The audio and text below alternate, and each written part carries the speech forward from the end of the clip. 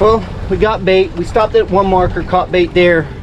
But the problem was is it was acting really funny. It was starting to dart like there was some bad water, so caught that really quick. Ran over to this flat over on St. Pete, caught bait here. The hatch has already happened, catching a lot of small bait, but caught our pinfish that we wanted and caught enough small bait to be able to chum with. I like that small bait to chum with, especially for the snapper. So we're gonna go out, see what we can do, give you kind of a report on the water too. The water's pretty chocolatey, but we've had a lot of rain too, so.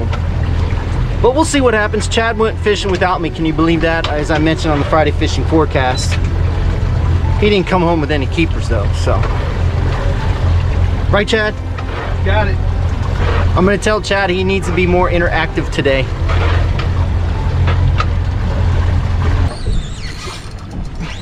Nothing to see on this side. Not a whole lot to see on this side either.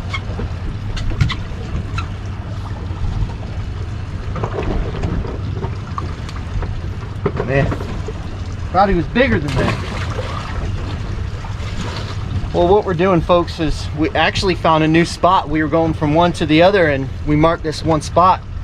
So we went to another area, fished there, didn't do too much. So we came over here. I was about to run north and Chad was like, well, let's go try that new spot, which I had already forgotten about. So we came over here and we caught some snapper and some grunts and grouper. And so you never know until you get out there and you start looking around and you know, idle from place to place. If you're looking for new areas, that's definitely one of the best ways to find new spots is to idle. It takes time, yes. I talked to some people in the office yesterday or a couple days ago, and we talked about how it just takes time to accumulate numbers. So take your time out there, and you never know what you're going to come across. I have numbers around this spot but not on this spot, so it's definitely producing. Now we have run into some situations today where our bait has acted very funny in the live well, where it's kind of jerking like this, and that's an indication telling me that I'm in some bad water. So we moved around a little bit and we'll see what happens. We haven't seen any dead. We've seen one dead fish and that's it. And Chad fished. It was really fun. Yeah, so it was old. Wow. So Chad didn't see any yesterday, so fingers crossed. Maybe we just ran into a little bit bad water. We've had a lot of rain, so far the bait's doing fine. So we'll see what happens. Well, what Chad's trying to do right now is he's waiting out a fish. He got rocked up because he was being lazy. He thought he lost the fish. So a lot of times what happens is when those grouper go down into a crevice or a rock, they flare their gills out, and when they flare their gills out, it gets them stuck in that rock. So it's a protection thing for them. So if you get rocked up like that, a lot of times you just loosen up the line and let it go loose so he doesn't feel you, so you can have an opportunity for that fish to unflare his gills and then swim out, because a lot of times they'll do that. Now if you can't get him to do that, what we'll do is we'll get real tight on the line and we'll play it like a guitar string, and a lot of times that really will aggravate them, and then they'll come out of their hole at that point. And then there's times just like that you're not going to get them out. But that was on a big pinfish. He was free lining them, so I was just getting ready to move. So we'll try it a couple more times, see what happens. All right, folks, as I talked about on the Friday fishing forecast, that on these new and full moons, especially the full moon, we get these hill tides in the afternoons during the summertime. And what happens is it flushes these crabs off the flats, and all the fish just gorge on them. They gorge on them. Well, I just caught this small grouper and he spit up 2 past crabs. So that's telling me that we're struggling today. I mean, we bounced and bounced and bounced and bounced, and I finally came to this spot and I said, Chad, it's not a great mark. We're not marking fish. Let's go ahead and fish it, because everywhere else we've been marking fish and everything, and we'll catch a fish here and there and then nothing. So we came here and sure enough started catching fish. This is the most consistent bite we've had for a while. Chad, Chad, don't interject. It's hard to interrupt you when you're talking about such great content. Come on, man. Catch the fish. But right now what we're doing is using 1 1/4 ounce Huggy jigs because the tide's moving pretty decent, and we're using cut bait actually. But those there, I've got these 2 pass crabs here that I'm going to send down and see what they do. That's got them on a fishy.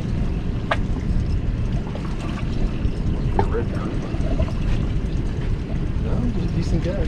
Oh, it's a red.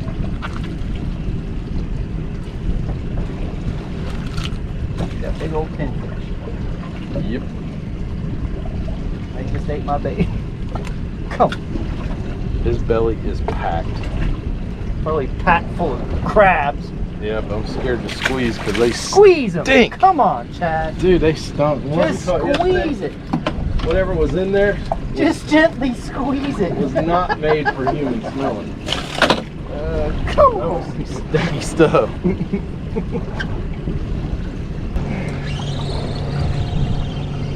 What you got?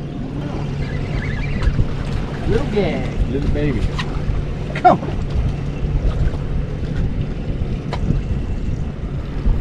Well, he's slap full too. Yeah. I'll gently squeeze mine. Ooh! Woo! I told you that stuff's gross, whatever's in there. That stinks! They squeezed that one yesterday and I was like, that's gross. Bait fish age. Go.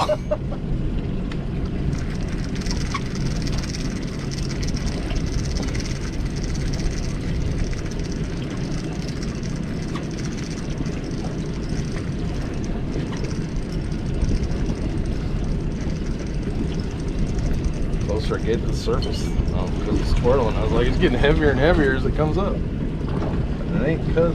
God, look how fat he is. Yeah. Holy moly! That one might explode if I squeeze it. That's nuts. And yet he's still eating. Where are you going to put it even if you got it down?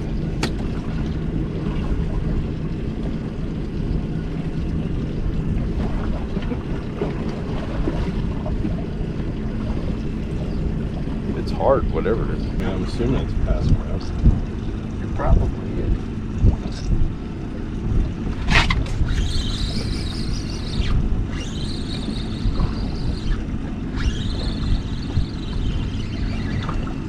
We're not going to know because you don't want to let it up. Monsters! He's got some blue tail though, or blue fins. Wow. I don't know if the camera can pick that up, but they are blue. So as I was talking before, I'm using the 1 1/4 ounce Huggy because the tide's still moving pretty decent and we're sitting in 46 feet of water. And I'm just hooking a piece of cut bait. I'm using 20-pound Tampa Bay Fishing Channel fluorocarbon leader. We have 20, 30, and 40 pound. And I'm using 10-pound braid. Sending it down.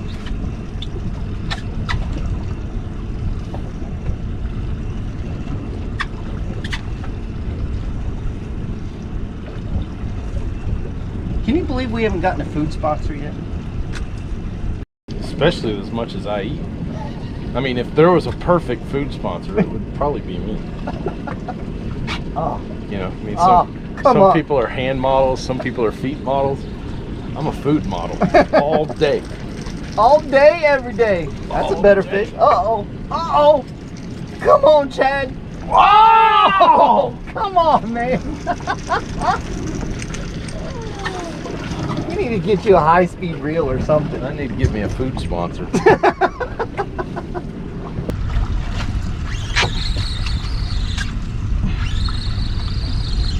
Sometimes finding those little obscure spots is key.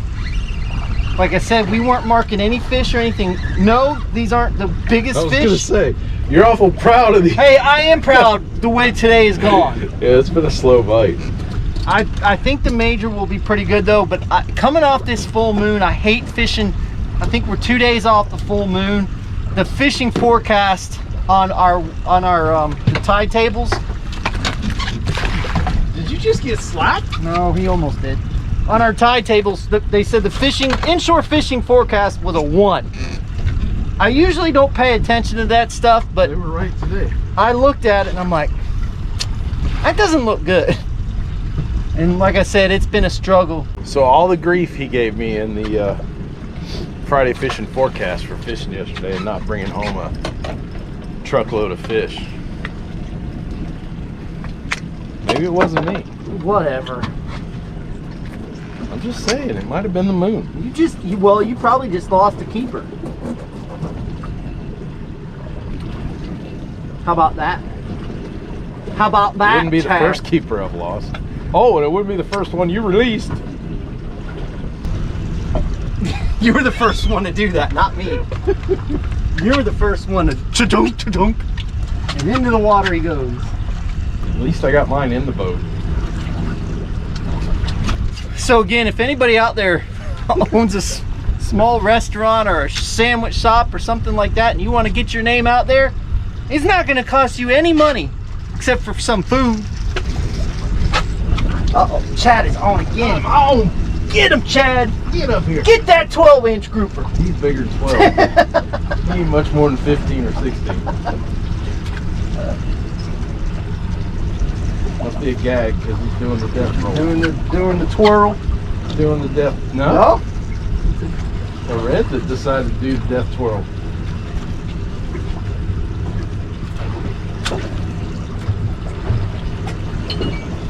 Oh, come on.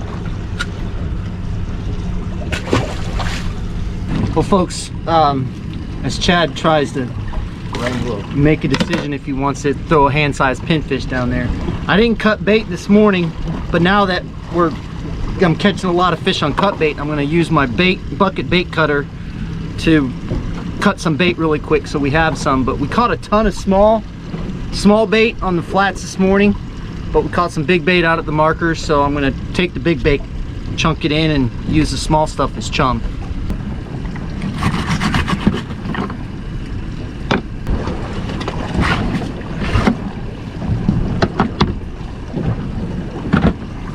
Just like that, I got cut bait. Oh, you suck again. No better words than when he screws up, because it don't happen that often. So I got to give him grief. Maybe we should make a Todd Sucks shirt and see which one sells. Chad Sucks would sell a lot more.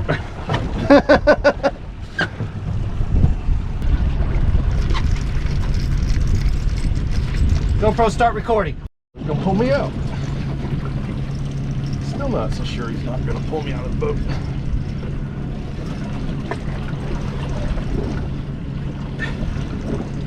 Red grouper. Keeper.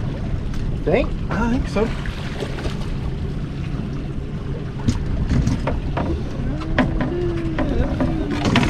He'll be close. Measure him before he shrinks. He's a fatty. Yeah, he's fat.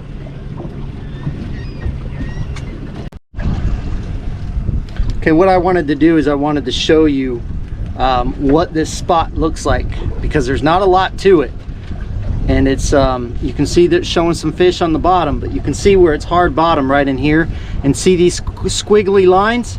That's telling me that it's hard bottom. And you see a little bit of a raise right in here. That's it.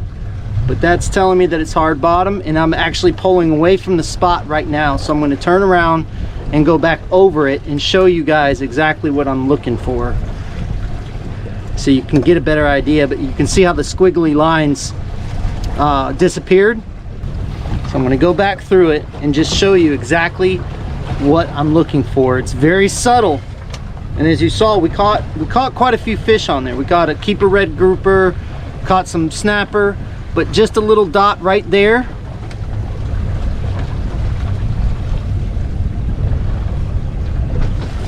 Right there.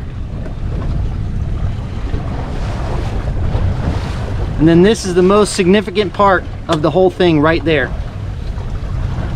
That's it.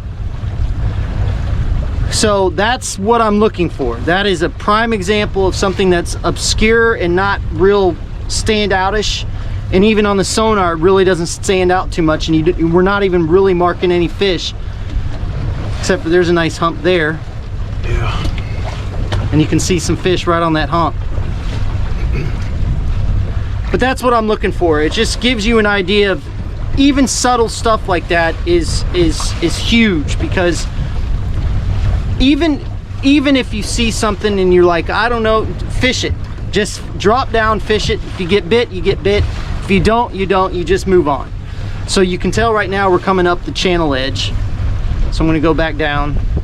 But anyway, that's what I'm looking for. I'm looking for those obscure spots that aren't so bam, because the ones that are like that are the ones that are getting hammered pretty good. All right, folks.